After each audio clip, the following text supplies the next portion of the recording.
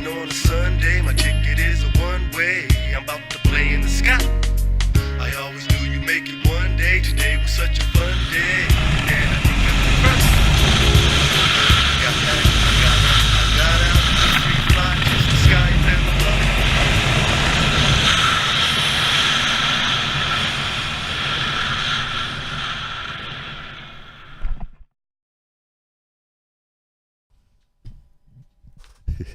Yeah.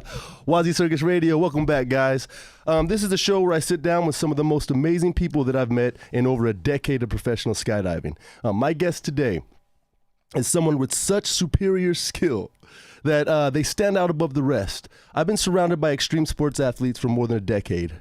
And everybody has different personalities, and you can see who's good and who's trying. And then somebody like Kobe Bryant or LeBron James walks out, or Kurt Bartholomew, right, or Jeannie Bartholomew, and then you realize there's another echelon to this. Danny Cordido, successful entrepreneur, real estate investor, indoor skydiving instructor, my friend, my teammate, one of the most amazing flyers you'll ever see. Thanks for coming on the show, man. Dude, that was a really good intro. All right. I tried, man. That, I kind of nailed it too, guys. I got the first part right. Yeah, man. How's it going? It's going really good, man. I'm happy to be here. Good, happy dude. to be here. Yeah. So, October 19th, 2018, which is a couple weeks from now for people listening, he's going to Bahrain to compete in the World Cup on Team iFLY Crucible with Dusty Shaw. Dusty Shaw's a friend of the show. Yeah, my partner. Yeah, partner in crime. Two-way and four-way dynamic flying? Just two-way. We did four-way at Nationals in Virginia Beach. Right. Yeah. Are you going to do a pickup team like everybody always does a pickup team? I don't know. I think I did see the draws, and not the draws, but like the teams, and there are not that many four-ways out there going to Bahrain. It doesn't seem like it, unless I read it wrong or something, but it doesn't seem like there's a lot of four-ways. So maybe that could be a possibility. Is Velasco going, or is he done? I saw he said he's not competing anymore. He's not competing for that team anymore. I was talking to him a little while ago. Okay. I think he may be looking into other teammates, but what his focus on was and this is only from the post that I read, right? Was that he wants to focus on his family and his wife. It's an honorable thing to do. Yeah, more power to him, man. Yeah. So, that's awesome. What does the competition look like? The competition, there's like 26 different countries going in, and it's super exciting. Are the Wittenbergs? Yes. Where they got represent? first place, so they're the U.S. They're team. going to be competing over there. Oh, so we're gonna win. Those kids are some badass kids, man. And the fact the future of our sport, man. Yeah, I know. But it's cool to see that in such a young mindset, and especially when you speak to them, they're smart freaking kids. They're smart kids. But at a competition, that was my first national competition with Dusty, right? And that was our first Virginia Beach. Yeah, Virginia Beach. This was this year. Okay. And this was what got you into the Worlds. Yeah, this national competition in Virginia Beach. Exactly. Virginia Beach iFLY. Shout out to them boys. Yeah. We got third place, and we got third place on four-way with the twins, who have been ripping it up for a while. Connor and Casper Shaheen, friends of the show. Yeah, that was freaking awesome. But with those kids, with the Wittenberg kids, while they're in the competition, their mindset is just like on the competition. And they're all like laughing about it, and just nothing nervousness shows, like nothing really from them. Yeah. There's kids at a place having fun. Yeah, it's not fair, man. No, I've got friends having mental breakdowns in the bathroom. Well, it was me and Dusty were couldn't sleep the previous night before. Fuck no, you can't sleep, dude. Yeah, because everything's just going through our minds, right? The lines, So we stayed up until like 3:30 in the morning playing PUBG, just to get our minds off the competition, so we can actually fall asleep. And you were playing with the Wittenbergs too, right? Yeah, during the competition and whatnot. We played with the Wittenbergs, but PUBG. There were like 72 iFLY instructors as my friends on PUBG. We can start our own little clan. It is a huge clan. Clan. Yeah, kind of ridiculous. But man, it got me out of the zone. It got me to fall asleep. What'd you guys medal when you did four-way with the Sheens? We got third. That was a third. Yeah, we got four-way. We got third in four-way and two-way. Yeah, they're the boys right there, man. There's Rafa Shaw. Yeah, man. Yeah. So, you want to know what's funny? We came to that competition with a minute of a free routine, and for a four-way, the free routine is a minute and 30 seconds. So we had to come up with another 30 seconds for that competition, like 2 days a day before. Like, really? Yeah. Me, Dusty, and the twins. The kids. How the hell? Dude, in like 24 hours, you came up with 30 seconds of another routine. I know it doesn't sound like the math doesn't sound, but it's no, it sounds like impossible. It was a lot to remember. I've seen you work out the last 10 seconds getting to your exit on this new routine, and that took like it's taken a week. 50 minutes. Yeah, it's been a week. I've seen you guys work on that shit for a week. We're working on it, all right. Man, that front flip to the back thing you guys are gonna see in the comp. That's sick. Yeah. I take credit for that shit, son. I did go with that. No, it's dope, man. Yeah. I get to watch you guys train for competition and give you my ideas, just like the twins. I was telling them, I'll mention something to them, and it works, and they use it. Warms the old man's heart, man. That's the beauty of like being surrounded by all of you guys, right? I can have a different perspective on what I can do or right. what I can try or whatnot. You know? Right. You may not see that you're capable of it just because you haven't thought about it. But somebody on the outside, like, try that. You're sometimes, in all honesty, sometimes I'm like, I don't want to freaking change this because I've been working on this. Right. So when you change it, it's like, oh wait, he was right. Because that outside perspective, man. Because when you're in it and you're in the mix, you're thinking about collisions and speed and precision. And you can't see everything. Yeah, you can't see everything. You know what I mean? There's also that emotional value that you add to it. That like I'm putting so much work on this thing and that and these moves, and like you want me to change it up now? Like what the heck? Like right. Oh, it throws you off sometimes. It's intense. Yeah. Dude, dynamic is intense. This sport is intense. The way these guys train, you got to obsess. Yeah. Right? You're never going to get good at anything unless you obsess. And to get good at flying in that fucking tube is an obsession. Yeah. It's as you sleep. I remember in FITP, we're walking around Walmart trying to go around, trying to learn how to carve. I was showering with the walk. Yeah, right? I almost fucking fell. I almost fell in the shower, man. I was slipping back and I went to lean back. And I almost fucking slipped, dude. I was like, this is bullshit. I wasn't sleeping. It was FITP was hard on me, man. I quit. I quit my for FITP? Wow. Yeah, because Rusty and Chris were kicking my ass. Shout out to Rusty and fucking Chris Dixon. It's difficult. I've never had him in. I don't think I want to say that out loud, but I've never had him throw me spots. But yeah, dude, and they were letting us have it, man. We were like the last of the old schools before they changed it. Yeah. And we were the first ones to open the glass tunnels. So we were the first instructor crew for the big new tunnels. Yeah. So they had to for Austin. Yeah. Yeah, for Austin. So they let us have it. And like one day I was like, I just don't want to fight for a living. It was a wrestling match. Not to you. Yeah. It was a wrestling match, man. It was like Well, that's the old school mentality. It's that you want to make him sweat and you want to make him possibly bleed because this is in requirement for the safety of other people, right? So you need to make sure they're good before you check that you're good. And it's a whole different environment in there, man. And a lot of people don't realize that. You know, I have had people on the ship before when I go on the ship, on the cruises and whatnot, like different managers who work on the ship tell me, he's like, oh yeah, I can do that. I don't know about the flying part, but I can take classes. I'm like, flying is easier than taking the classes because there's so much other stuff. Compared to the flying. Well, you're flying your body and their body in the class. It's exactly. Double. You're responsible for somebody else. Yeah. So shout out to them boys because I like the old school. I like knowing that I can take that catch. Right? You know what I'm saying? I'm not even scared. You know, that's pretty badass. So you mentioned the ship. iFLY has a couple cruise ships on the Royal Caribbeans, and it allows our boys to travel the world. Yes. Where are some of the fucking coolest places you've been, man? All of them, because they all have their own culture and just their differences, right? So you've traveled all over Asia, all over Middle. You've been to Dubai. I went to Dubai for a competition. Okay, but did you go to Petra? No, I didn't go to Petra. Okay, Ivan and them did. Ivan Castellon, shout out. I didn't do the Jordan. No, I didn't do any of that. Oh, okay. We mainly focused on the competition, and we did things kind of around there. We went to their skydiving zone as well. Right. What was the strangest place on earth you've been other than fucking China? Everybody says China. Well, China's just such a different, and I think it's because I'm not used to living in a city like that, right? And we were in Shanghai, and Shanghai is a sea of just like New York, but on steroids. Really? Right? Yeah, and it's freaking huge, man. And the people there are just super fast paced. I'm not used to living in an environment like that. So my original and immediate reaction was like, this sucks. Like, why would people want to live here or anything, you know? Right. So. Wait, you think if you got in tune with the city, you think it could have been like popping and you'd been, of course, everybody can adapt. Yeah, we'll adapt. You know? Yeah. Adapt, so Shanghai. But I don't think I would ever. I would love to live in Japan. Japan was freaking beautiful. That's where you'd like to live. I went to one place, Nagasaki. But it was just beautiful, dude. It was really, It's really clean. pretty. Everybody's polite. Everything, man. Complete contrast from the other side of the sea, right there. I know. Well, Right? Because China Different is cultures, completely different people. different cultures. Yeah, different people. Wow. Man. Prettiest place I've been to, Singapore. Yeah, and, we've said and that. Australia. Singapore was awesome. If we could find those Singaporean trees, like I saw this Discovery Channel joint, man. Yeah. That forest, that whole city is like, it's like the future.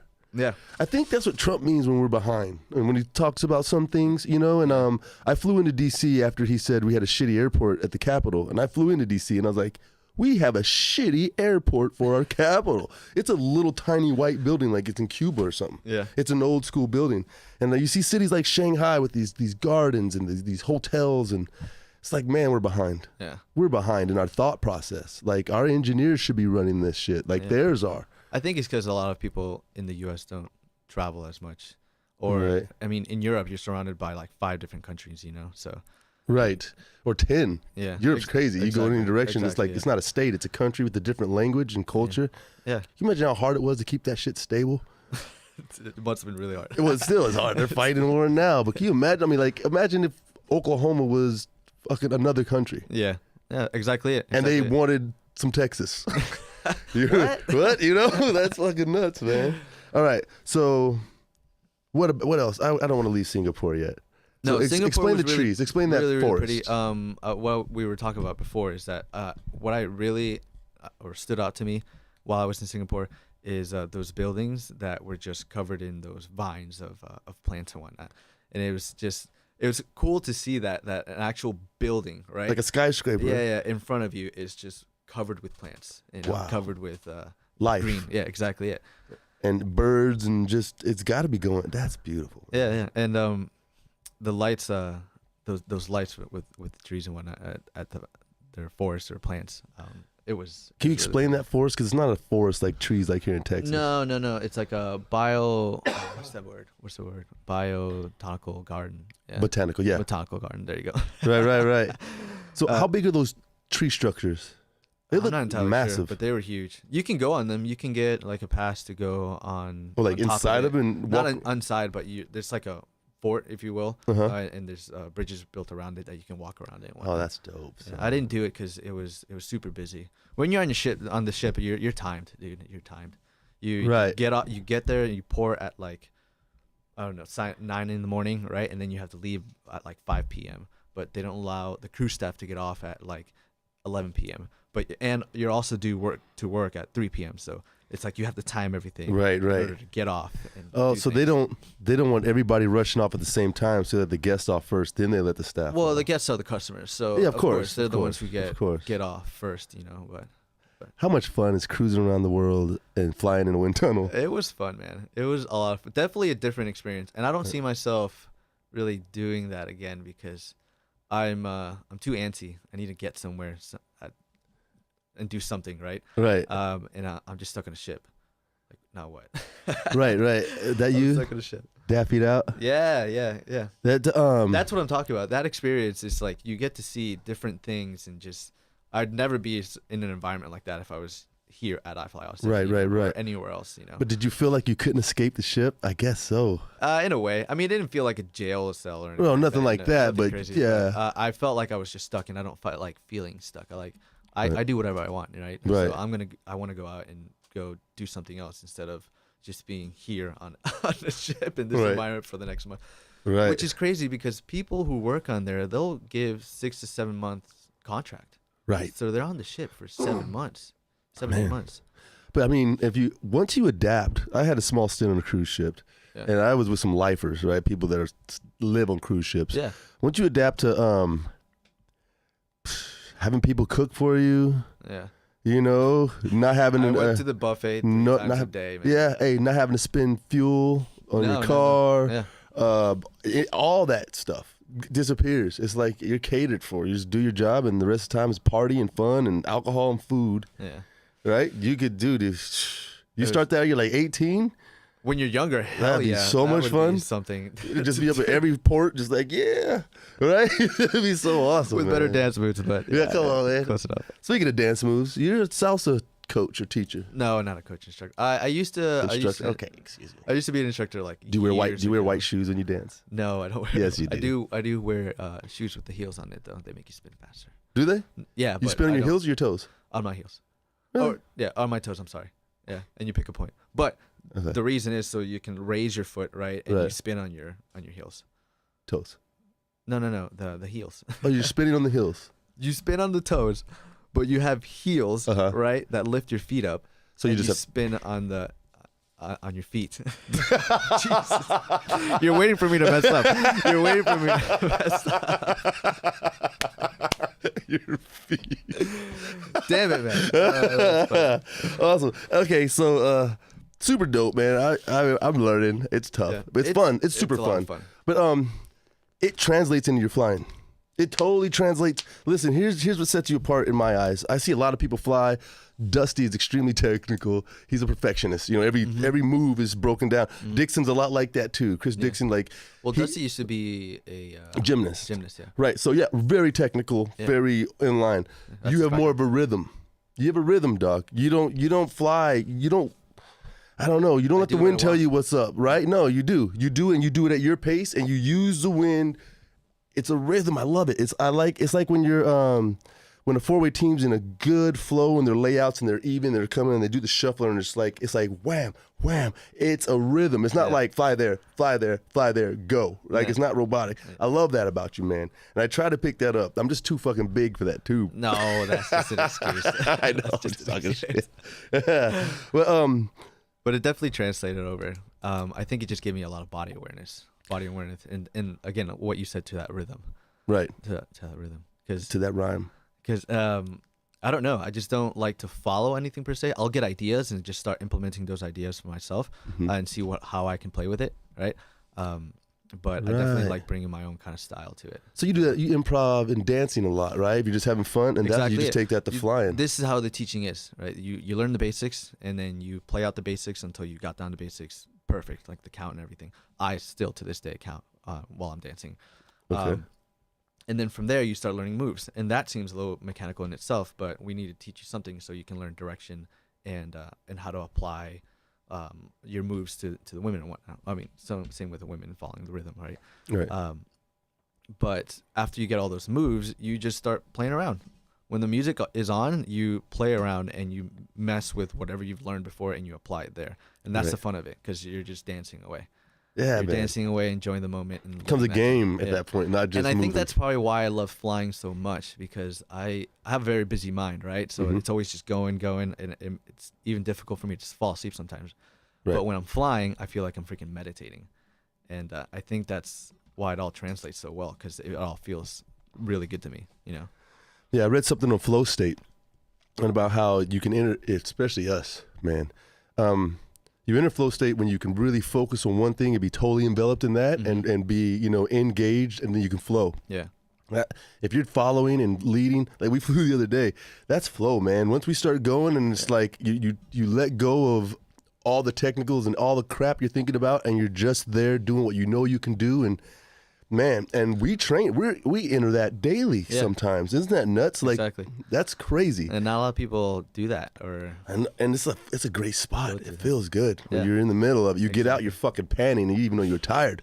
Right? You're like, but you're laughing your ass off. Yeah, you're like you've never done that whatever move before and ever. Yeah. And it's just there's no rules in there. So I get to do whatever I want. And I've noticed that. And my flying, because I trained dynamic for a little while because I had to get my ratings or whatever. And then I never really went past that because what I've seen is when people develop their free rounds, right, that's when they elevate themselves as flyers. Yeah. Right? They become, every time somebody gets to that point in their career where they're competing dynamic and they're having to build this free round, which is a free round, which means freestyle, free routine. You have to put together something with a friend. And it has to be something new and fresh and fast and quick but precise, and it has to be something nobody's ever seen before, otherwise it's boring. That's when people elevate themselves and they become freaking amazing. Yeah. And I never did that. So I'm still stuck in the layout in the middle, carve that way, do a trick here, do it. I never progressed. And I watch you, and it's like it's not just 4-dimensional or 3-dimensional. What would that be? I don't know what dimension that would beast. All types of dimensions. Right, cylindrical dimensions, right? Yeah. But you've broken free of that. Yeah. And okay, it's dancing, and what else? What else would it be? I mean, exactly what you said. It's freedom, right? Right. So I'm not thinking about anything. My busy mind isn't going anywhere, doing anything. I'm actually focused on that one thing, and it's just letting go of all of that, right? And I like that view of there's no rules in there, because essentially you can apply that to your life as well. Being that, like, people always have these rules about, for small weird example, you don't call a girl until 3 days later or something like that, right? Like, who wrote that rule? There's no such thing as that being a rule, thing, you know. yeah. But it translates Gotcha. into everything else. So I see flying as, I don't have anything else to do but to just freaking go in there and do what I want. Right, man. Exactly what I want. So you left Venezuela when Barquisimeto. Yeah, there we go. There you go. Venezuela when you were 5. Yeah. Were you dancing when you were a kid? Or No. No. Well, there was always music in Right. the background, right? Always playing. But I started dancing, I think, when I was 13 or 14. Okay. Were you in Minnesota or Florida at the time? I was in Florida. I lived in Florida for like 17 years. Moved to Minnesota for school Oh, okay. for like 2 years. So Where were you at in Minnesota? I mean, in Florida? in Florida, I was in Boca Boca Raton. Florida? Yeah. Oh, I don't. I've never been to Boca Raton, Florida. Isn't there a Boca Raton, Bolivia, or some shit like that? God, I sound like an idiot. I know. Probably, maybe. Yeah, I'm the one there that it is. sounds like Okay. an idiot, yeah. Yeah. So when did you start jumping? 4 years ago.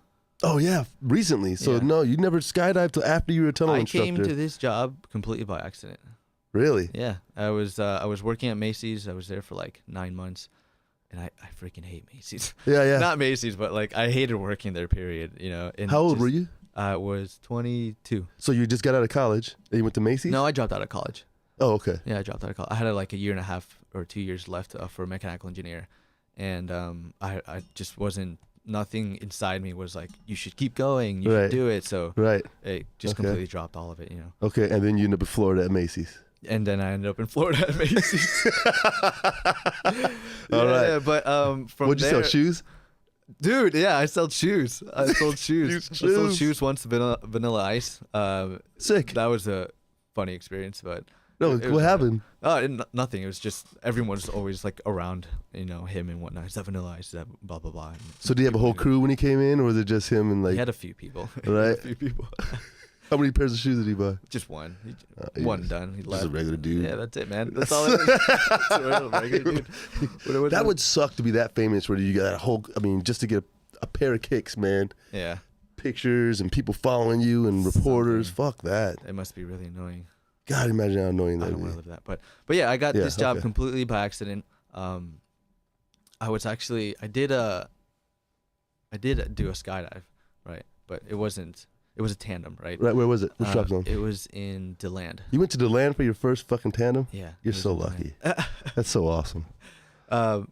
And the reason we got it is because a friend of mine got it for a Groupon, and we had a group thing, and we all went, right? And then 3 weeks later, because I'm telling everybody and their moms that I want to find out something else to do, a different job, something else than this that's driving me crazy. Right. And a friend of mine, really good friend of mine, Sam, from Orlando, she gave me a job listings in an email, and coincidentally enough, I saw iFLY. I'm like, that's different. Just want to go for it, right? Right. So I went over there. I sent in my application, filled out whatever they needed me to fill out. Right. Was this paper applications at the time? Paper application, of course. This is 2012, man. Yeah, right on. That's when I 2012. started. Yeah, really? Yeah. Is that when they started constructing everything? Making everything? No wonder. Yeah. That's when it started to get big. So I came in at a really good point. We came in at the expansion. You came at the perfect time. All of us did. Wow. Yeah, me, you, Tony, Timmy Hunkler. Yes. All of us came in at the same time in 2012 as they hired us for the explosion, which is now iFLY. Exactly it. Oh, Dang, fucking man. awesome. Yeah. Yeah. And you were at the Orlando tunnel. At the Orlando tunnel. The Now OG. explain to the people the helicopter fucking pad, because I had never heard this story. So the top of the Orlando tunnel. The is old supposedly- Orlando tunnel. The old Orlando tunnel. Was supposedly to be a helicopter pad. I don't know how much I would have trusted that to be a helicopter pad, but it had the design and everything, right? So Right. So it looked like a spaceship. it looked like a freaking spaceship, but it looked like a sturdy freaking spaceship. Whoever designed that, like that thing with hurricane or whatever, wasn't going anywhere. Anywhere. It's gone now. Yeah. good though. The thing was old. The thing was just old. It was old. It was dark. Right. It's just old. So you get the job. Yeah. Go through FITP. You probably breezed through that shit, didn't you? Well, I was wrestling in college for in a club, right? Okay, yeah. And so I had that body awareness, right? And I enjoyed kind of throwing people in a way. Right. I'm sure you fucking love that. But even the interview to get me that job was completely by accident as well. Like I was originally applying for a CSR shift, right? Checking people in at the front. Right. And Scott, you know Scott. Yeah, Scott Landon. Landon. Yeah, Landon. Shout out Scotty. He interviewed me, and I think he was under the assumption I was going to be an instructor. Because he needed an instructor. Yeah, he needed an instructor. And I was like, no, because I've never done that before. Right. I've never even been inside a tunnel before, period. And he basically explained to me that, no, we'll teach you everything here, blah, blah, blah. So awesome. So I went in, did my P test, right? Came in next week with a call from him saying, hey, we want you started Wednesday or something like that. Right. And I just went with the flow. Did you give you 2 weeks at Macy's? Or you just piece them out? No, I stayed there over the summer. Okay. Thinking like, oh, I'll try to be kind of big and bad and just do both, get a little extra money. But that was a dumb idea. But at the end of the summer, man, it was so stupid because I felt really good that I accomplished FITP not knowing anything about anything. Right. And with the guy in front of me, the other person. So this is what was my FITP. It's Chris Dixon and Carney, Michael Carney. Carney. Yeah. Yeah. If you ever seen a sick helicopters. Yeah, it's Mike Carney's. Yeah. Yeah. And then the candidates were just me and Caleb Campbell. Caleb? Yeah.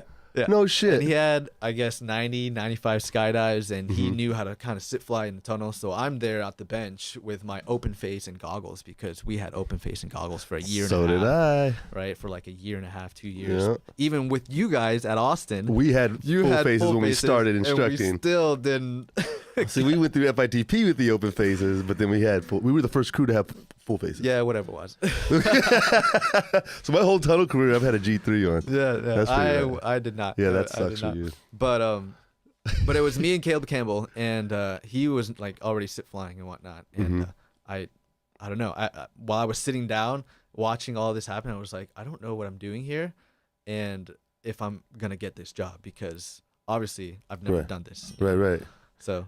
Right. Experiencing that was a lot of fun. It was crazy. A few months later, you went skydiving? No. It was like 2 years, a year and a half 2 years. into it. Yeah. Wow. Because you're in Orlando. You're surrounded by the mecca of skydiving. Zephyr Hills, it was Sebastian, kind of ridiculous. People would always be talking about their canopy and the canopy size and the type of backpack, if you will. Right. I'm just kidding. But yeah. But all that lingo, right? And I was just in the background like, I don't know what they're talking about, but I'm just gonna go get my peanut butter scoop and right. So, where'd you make your first solo? Where'd you take your AFF? Did you do AFF? In DeLand. Yeah, nice. I did AFF. I did you did. Do you remember your instructors' names? Tyler and Lane. Lane and Mike Cumming.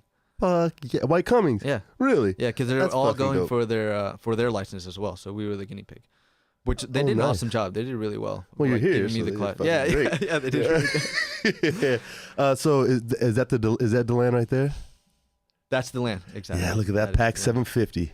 Yeah. What's your favorite plane you've jumped out of? That one, because that's the only one I've jumped out of. Oh, really? You've only jumped the Pack. You haven't jumped the Otter, the Caravans, and 182, anything else? I know the Otter, yeah, but not the Caravan. I would love to jump freaking Caravan. No, you want to jump the Skyvans, what you're thinking. Oh, the tailgate. There you go. Yeah, it's the shit. That's my. I love it. It's loud and it's slow, but it's fun, man. Yeah. Yeah. Jump out. So you had 2 years of tunnel flight before you started skydiving, right? So you were able to do jumps like that immediately. In a sense, but how many jumps in was that? I don't remember. 100? No, I only have 34 jumps.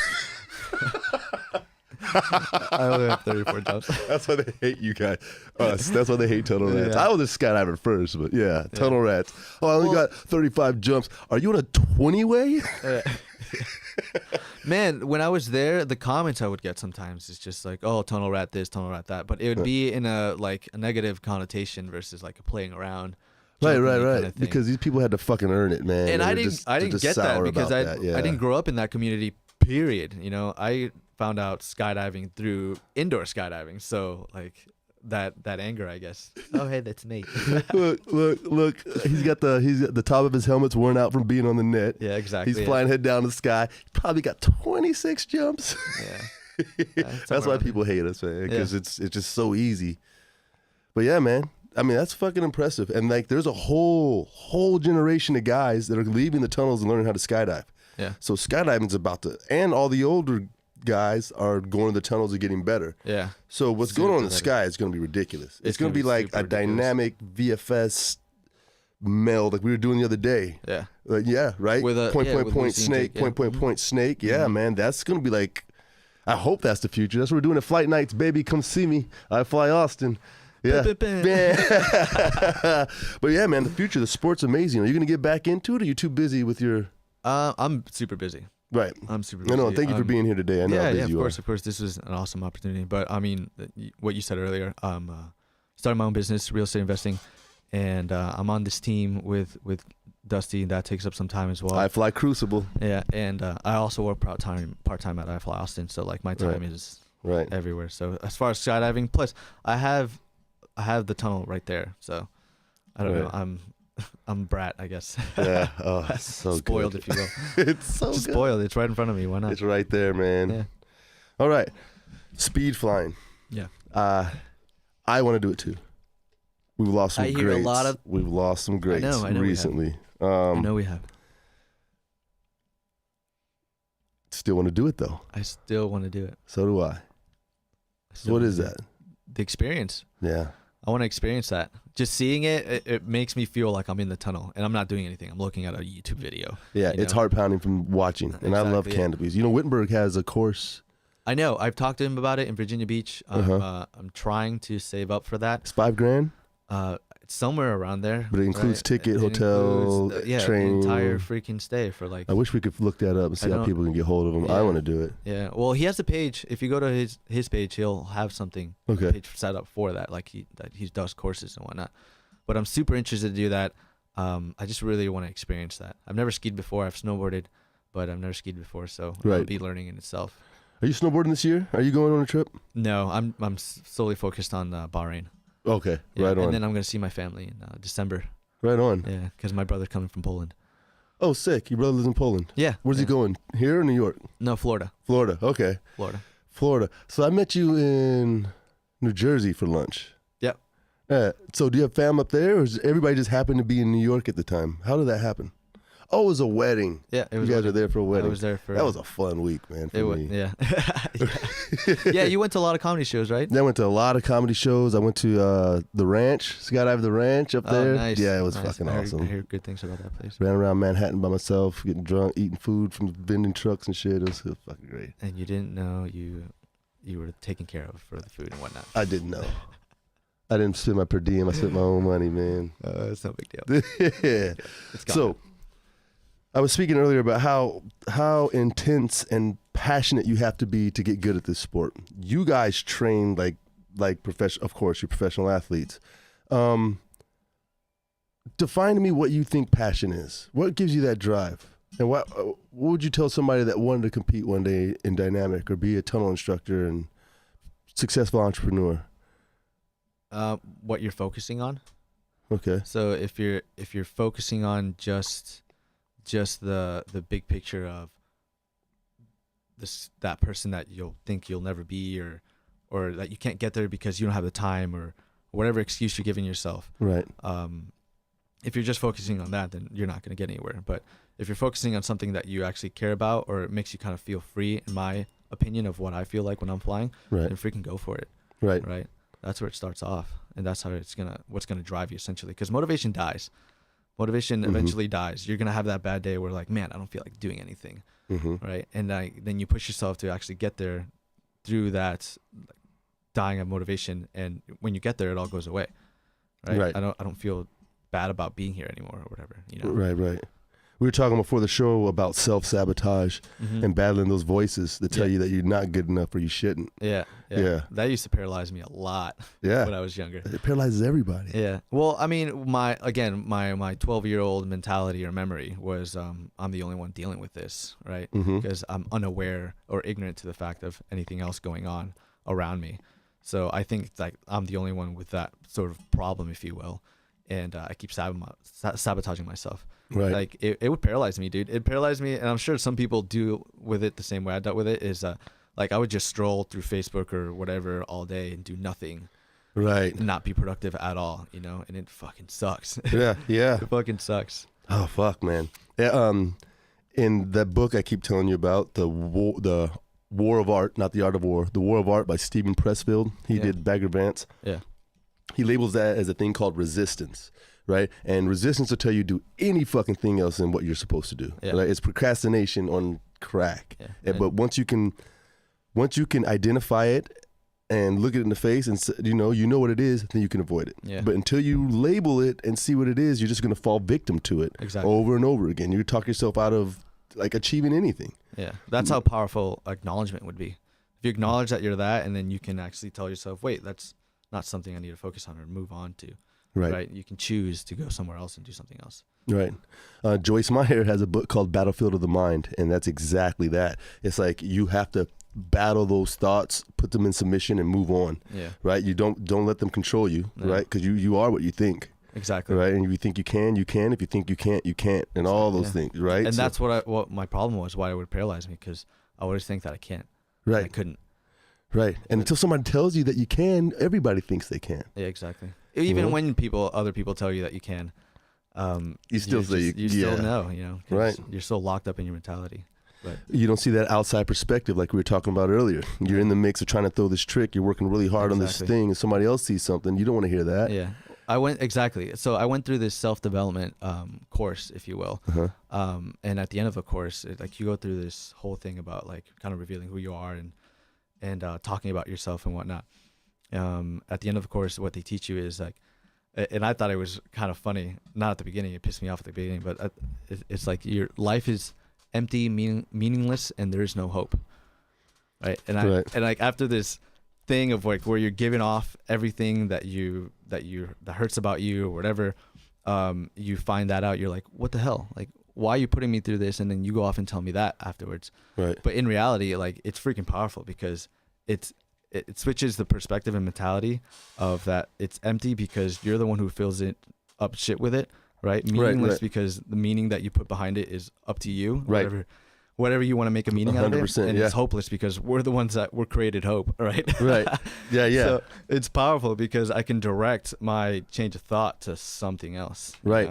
Complete something else. That is powerful. I learned that this way. It was like of what was free will, right? It was if God or the creator or whatever had set out one purpose, then we'd all be that thing. We'd all be just priests. Or we'd all be that one thing. Yeah. But since there is no point, it allows you to develop your own point and go for it. Exactly. Right? It's a clean slate. It's even better. Yeah. Right? Than having it set out for you. Everybody be the same exact thing. Yeah. You know?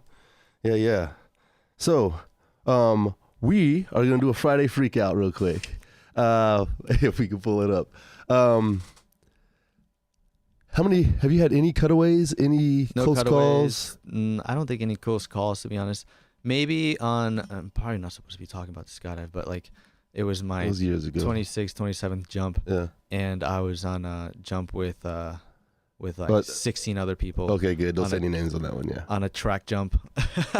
Right. It was on the track jump, and I came close to hitting someone because I was trying to fly for my slot. But as I came close, I saw the person and barreled out of the way, and then kept going, and then everybody was in their slot, so everything was fine. Right. But I think that's the only close call. Well, that could have been, yeah. Yeah, exactly. It could have been something. Well, that happens. Something else. It's happening right now. Yeah. It's a Sunday morning. It's man. Beautiful outside. It's happening right now. Yeah. Yeah. So shout out to the team. Join the team.org. I think it is. Jointheteam.com. They host the Friday Freakouts. We love the Friday Freakouts. I haven't seen this one yet, so let's watch it. See what's going down. Dun, dun, dun, dun. All right, these cats. All right, we're watching. They look like they're on the side of a helicopter, and they're holding on to the rig. So it looks like they're doing either a hybrid. No, he's holding on. Oh, he's trying to do a Mr. Bill. Okay, boom. Does he hold on? Good. Okay, Mr. Bill. Oh, he fell off. Wow. That canopy opened hard. Raped up. So, Mr. Bill, you hold on, to the person. They throw the parachute opens, you crawl up their shoulders, you stand on their shoulders and hold their lines. You can stand on their shoulders while they're flying. That's and then you awesome. dive off their shoulders. It's really fun. Yeah. What happens a lot is, I'm not sure, did something go wrong with this one? Other than, oh shit. This is what happens. Okay, right now the bridle and pilot chute are flapping behind a guy. He's on his belly. He deployed already, but the bag's not coming out. The bridle's not coming out. Now it comes out, and when the canopy opens, the front jumper falls off. I hope that was clear. What happens on a Mr. Bill? Check it out. You hold the front of the rig, and then you wrap your legs around the person so you can stay on. Yeah. People wrap their legs too high, and they put it over the canopy. Oh, that makes sense. So when they throw the parachute, the canopy wraps up around their legs, and they're stuck on there with their legs in the air, and So that's crazy. So if you're ever going to do a Mr. Bill, wrap your legs around their knees, not their rig. And that is the point of this Friday freak out. Let's watch it again. I love helicopters. Man, you never got to jump. Fucking Michael's here on the helicopter. Shout out to Eric Michael. Michael Eric, whatever you go by. Go Squad. Look, he dumps. Oh, shit. It's stuck. Oh get it up. God. Oh, wait, maybe not. That's. Whoa. Okay, this is the second try. Oh, man. So there's 3 tries. 2 or 3 tries. Okay, so he throws. Whoa. And it goes, okay, this is the deal. When you leave. Throw it too early? Yeah, when you leave a helicopter, you're in dead air. Yeah. Okay? He wasn't belly to earth, for one. No, not at all. Right? Clearly. And he just threw it in a sit fly, basically, and it went. The pilot chute went right in front of him, and his buddy, who's on the Mr. Bill, caught his bridle and threw it out away from him. And threw it away. So now his canopy's open. He's on his back, and the guy that was doing the Mr. Bill had to do a backflip off of him as his fucking Sabre 1 opens. That's a Sabre 1. That's the old rainbow joint. I had that one. It's probably a 170. Yeah. Look, and there's fucking canopies open right by them. Good God. All right, here we go again. Is this the same one or another one? This is 3. All right, Mr. Bill, is this gonna work? Nope. Later, dude. Bye. Oh man. Oh geez. So they're falling. His legs aren't wrapped this time. So he's like, I'm not wrapping my legs this time. Okay, the canopy's going. Dude, he's head down. The pin isn't pulled because they don't have enough speed. They don't have enough speed to pull the pin. So the fucking pilot chute's not even inflating, and it's in their burble. All right. Here's the deal though. If you do a Mr. Bill out of an Otter or 182 or something, it's hard to hold on because of the speed of the airplane. Whack, right? Yeah. So the theory of jumping out of a helicopter is great. If you can get in that kind of dead air and then dump and let it open softly, it'd be a greater Mr. Bill. They didn't wait long enough to get the speed. You need speed when jumping out of a helicopter, son. You know that's dead air. At the end of the show, that's me screaming off a helicopter like a little bitch. Because it is dead air. It scares the shit out of you. All right, man. Yeah. So, where can people find you? How can they watch the competition? This is coming out after the competition, probably. It's probably going to come out after the competition. I don't know where they can find the competition, but where they can find me for Instagram is @_Cordido, CORDIDO. Right on. Or Facebook, Daniel Cordido. All right. And what about for real estate investment help and trying to get rid of properties that are problem? You specialize in problem properties. Not problem properties, just people with a problem in their property. Okay. So if anyone needs to I understand. Sell, so they lost a job, they can't afford the mortgage anymore, or they're divorced and they need to get rid of the house, or about to go into foreclosure. Any reason that somebody doesn't need or want their house anymore, I can take care of it. Awesome. I'll either buy the house myself, and I invest in it, right? I'm a real estate investor. Right. Or I'll have a network of buyers who will buy it off them, and it's fast. So they pay cash. So it'll be done in a matter of weeks. Awesome. And that's decor.com? Decorinhomes.com. DACORIN homes.com. All right. Because my company is Decor Investments. Nice. Man. Yeah, fucking Danny Cordido, motherfuckers. Hey, guys, join me next week or next time. You know what I'm saying? Learn to skydive. It changed my life. It could save yours. Or it'll change your life. It saved mine. One of those two. WazzyCircus Radio, man. Thanks for coming, dude. Cordido, baby. Yeah, let's go!